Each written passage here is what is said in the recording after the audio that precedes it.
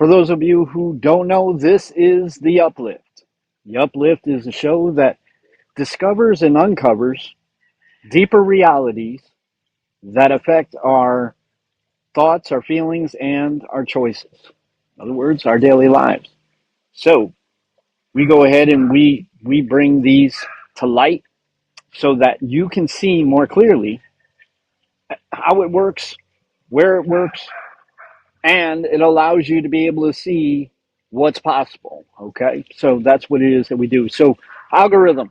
This show is, we've been doing the week, we've been talking about familiarity. We're talking about why it is that familiarity is chosen by the brain and the nervous system over our consciousness, right? Why is it that familiarity is chosen over our consciousness?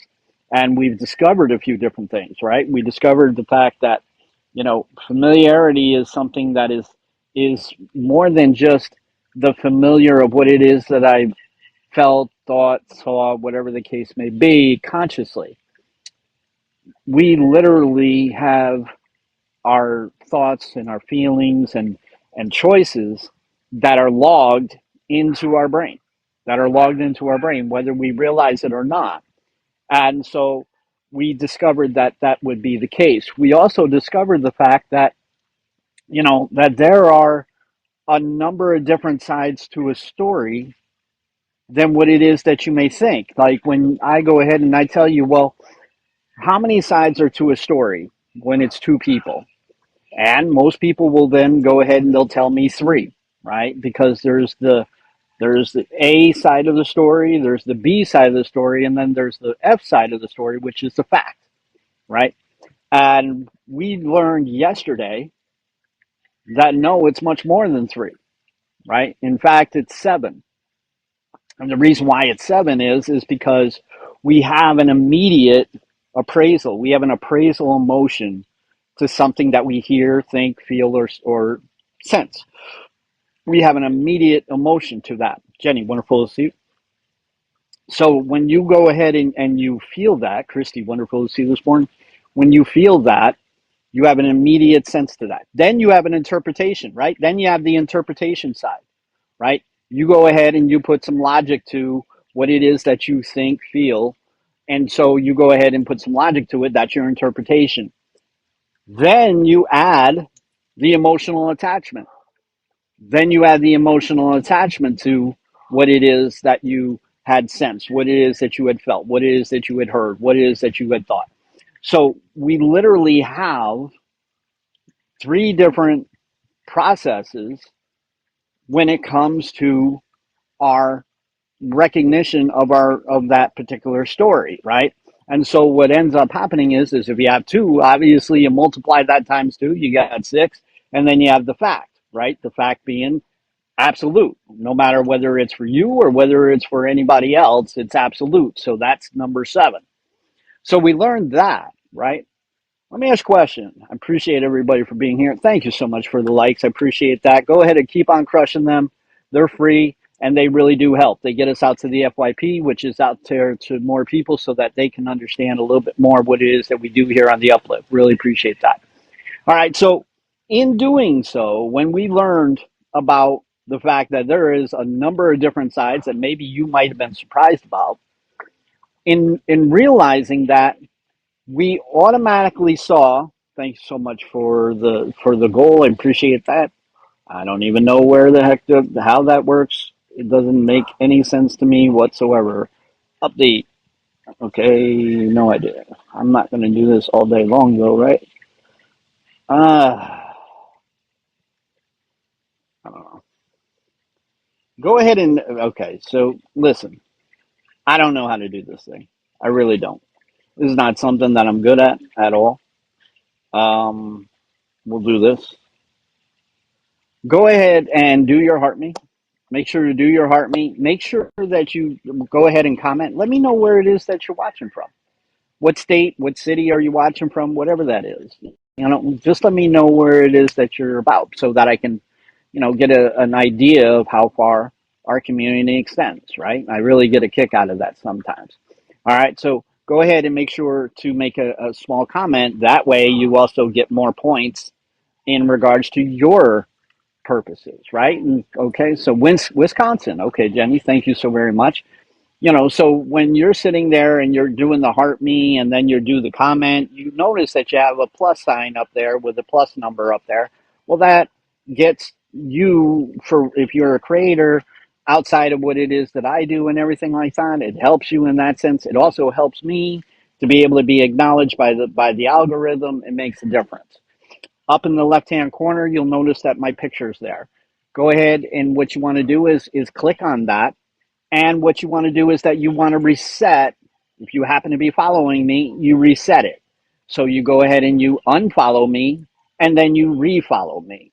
If you are somebody who doesn't follow me currently, I definitely welcome you to go ahead and follow me, because I think that what you'll find is the information that I provide here can be beneficial to just about anybody. So, but go ahead and make that decision on your own. All right. So what this does is it allows the algorithm to then understand that, hey, you know what, there's some interest that's on this particular live. So we're going to go ahead and we're going to push it out to the FYP a little bit further. All right. So we're talking about familiarity this week, right? And let me ask you a question. Think about the senses. When you notice in your moment, when you notice in your moment that there's something burning, think about what happens when you sense something is burning, right? Something's burning, and I'm not talking about the meal that's burning onto the stove, but something's burning, okay? Go ahead and think about those thoughts of what it is that you would have. When you have somebody who calls you and you have caller ID, and the minute that you see the name of that person, you have a feeling about that, right? You have a feeling about that person, whether it be excitement, whether it be total dread, whether it be, oh boy, here we go again. This ought to be interesting. This is going to be something, whatever that is. Go ahead and think about those thoughts. When you hear something, when you hear something, when you're sitting there and you're not even thinking about anything, and then all of a sudden you hear somebody's voice, go ahead and think about how that would go. Like if it's somebody, if it's a loved one, how it is that you would feel, or if it's somebody who it is that you haven't seen in quite some time, but you recognize the voice. Think about how that goes along in your process and how quick it goes in your process. All right. This is what it is that we're going to discuss today. Listen, the uplift is all about uncovering deeper realities so that you can see what influences your thoughts, your feelings, your choices, your reactions, right? And in doing that, it allows you to see what's really happening.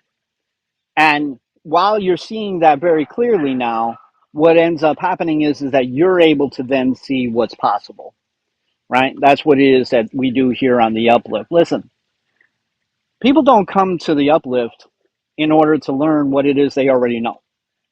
Now, they come here to experience the moment, right? The moment where things start to make sense. That's the uplift. Real growth, clear direction, and expanding the possibilities for you, okay? So this is what it is that we do here on the uplift. Appreciate you being here, Kobe. Wonderful to see you. So we've been talking about the word familiarity, right? We've been talking about the word familiarity. I need to say that I'm not a doctor. I'm not a therapist, okay? I'm not. This show is not meant to impede on or replace any medical professional whatsoever. It is not intended to be part of any diagnosis. It's not to be any medical advice of any kind. Okay, this is just merely where I literally work from my own personal experiences. I work from my own personal experiences where I happen to have a language that I use for me to understand it, and a lot of people happen to relate to that. Okay. I also utilize a professional career that I once had. That was 20 plus years. And so that was in the medical research in regards to medical realm of things as well as mental health realm of things. And so I utilize that as well from my experience there. And every day I learn something new. Every day I learn something new, whether it be pursuing neuroscience, whether it be pursuing behavioral patterns, whether it be boning up on what it is that I learned in regards to my medical research in the different terms of things. Today, you're going to learn how how the brain actually works, how the brain and the nervous system actually works in regards to familiarity, right? So I'm actually going to show you a diagram to kind of show you how things, go in that process. So those three things are the components that I utilize to be able to make a difference, to be able to make a contribution in the way that I know how. Okay. So I'm not meant to replace anybody. I'm not meant to do anything like that. I don't need to go there at all. I help the person while the professionals treat the patient. That's what it is that I've always said. Okay. All right. So I want you to think about familiarity before we go ahead and we start showing how the neuroscience works. Mad Watchdog, wonderful to see you. Before we go ahead and show you how the neuroscience works through a diagram and everything in that sense, before we do that, what I want to do is that I want to give you another idea, right? Like when I said, when somebody calls on the phone, when somebody calls on the phone, you have a reaction to that, right? Go ahead and put blue hearts into the chat as to how it is that you realize that when you realize somebody who's calling, whether it be caller ID or whether it be the phone number, you have a kind of reaction to that. You have like excitement, you have like, oh goodness, this is going to be drama, or oh, why are they calling me? I haven't heard from them in a long time. Whatever that is, you have a reaction to that, correct? Okay. Another thing that I mentioned, when you had sensed that there was a fire somewhere around you, whether it be in the house, outside the house, whatever. When you felt that sense, right? What is it that you were thinking? Those types of things. When you're thinking about in your brain, it's like, oh my goodness, we need to go find this thing, right? We need to go make sure that this is something that is going to be contained and be able to be taken care of. Or you happen to have somebody who has a familiar voice, one that you haven't talked to in quite some time, or somebody who you had seen, a long time ago, and then all of a sudden that voice, and then you automatically, it's like, who is I think I know who that voice, and you go find out what that is, right? Think about how quick you recognize these things. Think about how quick you react to these things. I'm going to give you one more. I want you to go ahead and to put in the chat, right? Put in the chat. I want you to put in the word moment if this is something that you can relate to. You're walking to your car from a parking lot. Okay, you're walking to your car, whether it be a grocery store, whether it be your work, whatever that is. It's dark out. It's a little bit dark out. It's not completely dark, but it's a little bit dark out, and there's not a whole lot of people around. So now you're walking to your car, and then as you're walking to your car, trying to, concentrate on doing what it is that you need to do, concentrate on thinking about getting home, concentrating on what it is that you just finished, whether it be groceries, whether it be work, whatever that kind of, boom. All of a sudden you hear a clap. Did you jump? Did it startle you? Did it make your heart kind of like go bang bang? Did it make you like your shoulders kind of jump up? If it did any of those things, go ahead and put the moment, because that is a moment that we're going to be talking about. Now think again, how quick, how fast that you had a reaction to that, right? For those people who deal with post-traumatic stress, you probably had a reaction, whether it be fight, flight, or freeze, right? For those who don't deal with post-traumatic stress, you're kind of like just like startled, like what in the, what was that, that type of thing. You know, it might not have been somebody clapping in the background, but it might have been somebody's exhaust backfiring, right? Or something had fallen down, or whatever the case may be, and it got your attention, right? That's the moment. That's the moment that we're talking about today, and how quick that you notice how it is that you reacted to that moment, how it is that your brain went immediately to a reactionary piece rather than an intentional one. Okay? So we're going to go ahead and we're going to discuss this a little bit. Now, like I said, this is not to replace any medical professional and anything like that. This is merely to give you awareness to it, right?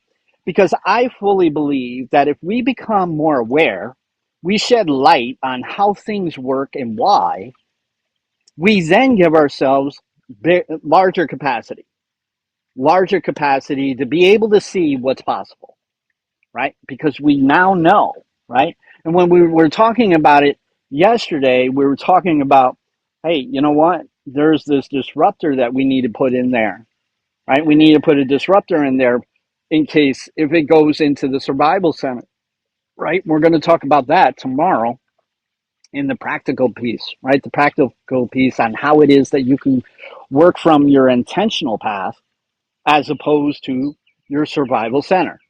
Okay, so that's what it is that we're going to be talking about tomorrow.